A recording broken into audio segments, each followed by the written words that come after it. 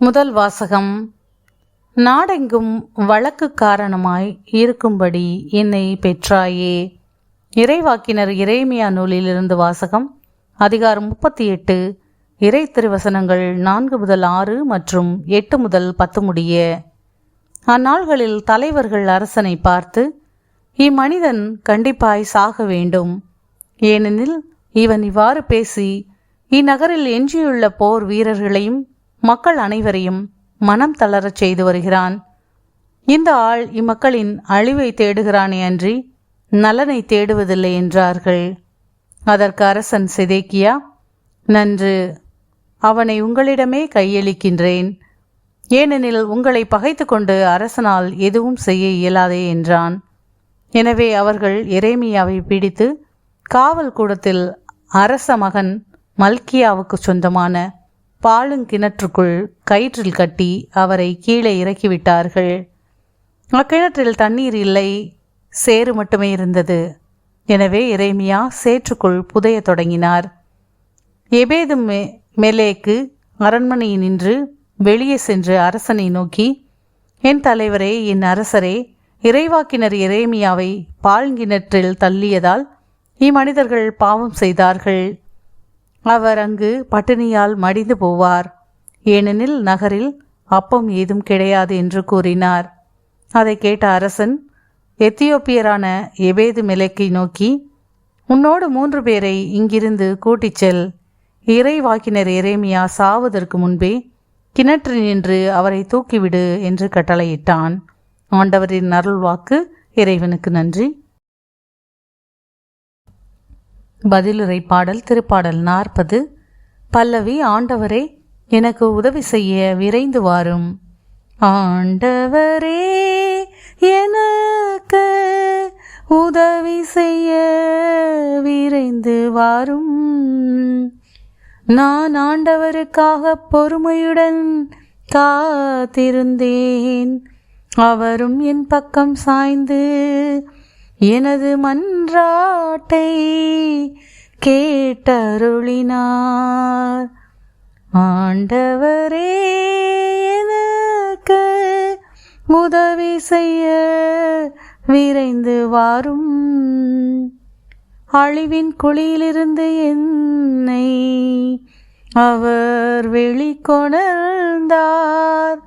சேறு நிறைந்த பள்ளத்தினின்று தூக்கி எடுத்தார்.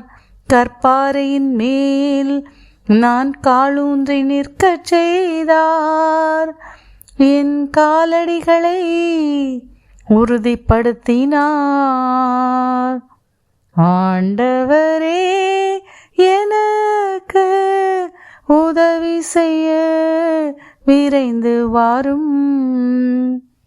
புதிதொரு பாடலை, நம் கடவுளை புகழும் பாடலை என் நாவினின்று எழச் செய்தார்.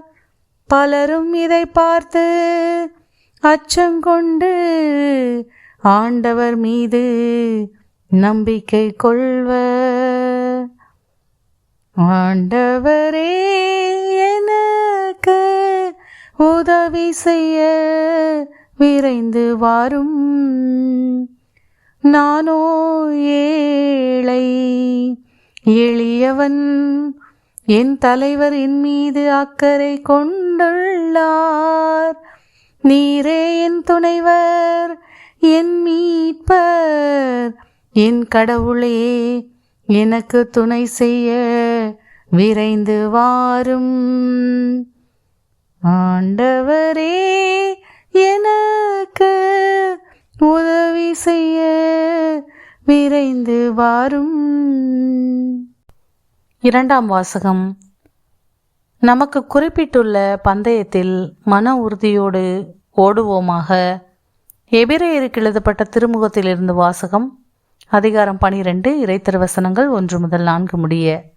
சகோதர சகோதரிகளே, திரண்டு வரும் மேகம் போல் இத்தனை சாட்சிகள் நம்மை சூழ்ந்து நிற்க, எந்த சுமையையும் நம்மை பற்றி கொண்டிருக்கும் எந்த பாவத்தையும் உதறி தள்ளிவிட்டு நமக்கு குறிப்பிட்டுள்ள பந்தயத்தில் மன உறுதியோடு ஓடுவோமாக. நம்பிக்கையை தொடங்கி வழிநடத்துபவரும் அதை நிறைவு செய்பவருமான இயேசுவின் மீது கண்களை பதிய வைப்போம். அவர் தாம் அடைய இருந்த மகிழ்ச்சியின் பொருட்டு இழிவையும் பொருட்படுத்தாமல் சிலுவையை ஏற்றுக்கொண்டார். இப்போது கடவுளது அரியணையின் வலப்பக்கத்தில் வீற்றிருக்கிறார். பாவிகளால் தமக்கு உண்டான எந்த எதிர்ப்பையும் மன உறுதியோடு தாங்கிக் கொண்ட அவரை எண்ணி பாருங்கள்.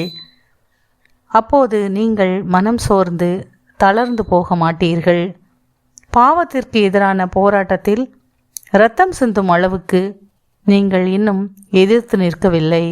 ஆண்டவரின் அருள்வாக்கு. இறைவனுக்கு நன்றி. நற்செய்தி வாசகம். அமைதியை ஏற்படுத்த வந்தேன் என்றா நினைக்கிறீர்கள்?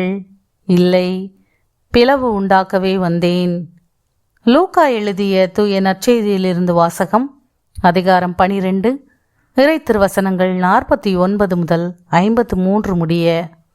அக்காலத்தில் இயேசு தம் சீடரை நோக்கி கூறியது: மண்ணுலகில் தீ மூட்ட வந்தேன். அது இப்பொழுதே பற்றி எரிந்து கொண்டிருக்க வேண்டும் என்பதே என் விருப்பம். ஆயினும் நான் பெற வேண்டிய ஒரு திருமுழுக்கு உண்டு. அது நிறைவேறுமளவும் நான் மிகவும் மன நெருக்கடிக்குள்ளாகி இருக்கிறேன். மண்ணுலகில் அமைதியை ஏற்படுத்த வந்தேன் என்றா நினைக்கிறீர்கள்? இல்லை, பிளவு உண்டாக்கவே வந்தேன் என உங்களுக்கு சொல்கிறேன். இது முதல் ஒரு வீட்டிலுள்ள 5 இருவருக்கு எதிராக 3, மூவருக்கு எதிராக 2 பிரிந்திருப்பர். தந்தை மகனுக்கும், மகன் தந்தைக்கும், தாய் மகளுக்கும், மகள் தாய்க்கும், மாமியார் தன் மருமகளுக்கும், மருமகள் மாமியாருக்கும் எதிராக பிரிந்திருப்பர். ஆண்டவரின் அருள்வாக்கு. கிறிஸ்துவே உமக்கு புகழ்.